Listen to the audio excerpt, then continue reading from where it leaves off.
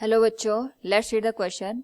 The Young's modulus of material having a cross section of 1 centimeter square is 2 into 10 raised by 12 dyne per centimeter square. If the length to be doubled, the force required is, here we have given 4 options. Now to answer this question, first we will discuss here the key concept, and here the key concept will be Young modulus of elasticity. तो जब भी हम किसी material के length में change करते हैं तो एक्सटर्नल फोर्स रिमूव करने पे जो मटेरियल है ये अपनी ओरिजिनल पोजीशन को गेन करता है. And here the modulus of elasticity is given as ratio of stress and strain that is given as force per unit area with respect to the longitudinal strength that is del L by L.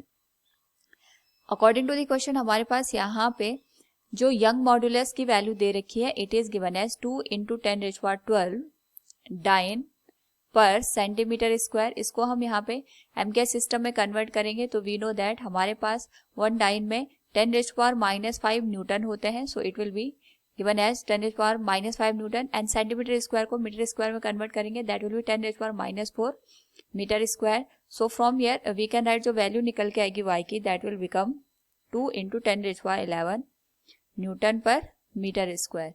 And यहाँ पे हमारे पास जो length है wire की वो हमने double कर दिया. तो वी कैन से जो हमारे पास ओरिजिनल लेंथ है वायर की that is given as L. After extension हमारे पास जो न्यू लेंथ निकल के आएगी वायर की that will be given as L dash equals twice of L.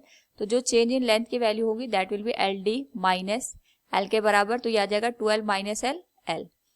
Now यहाँ पे अगर हम बात करें हमें फोर्स की वैल्यू को कैलकुलेट करना है. So we can write y will be given as F by A into change in length with respect to the original length. तो हम इसका रेसिप्रोकल करके लिखेंगे length divided by change in length. Value put कर दें तो हमारे पास y will be F by A into length हमारे पास L के बराबर है. चेंज इन लेंथ ये भी L के बराबर आ गई तो दोनों कैंसिल हो जाएंगे. तो F की वैल्यू आ जाएगी y इंटू A के बराबर. So we can write y की जो वैल्यू होगी we have already calculated is 2 into 10 raised by 11.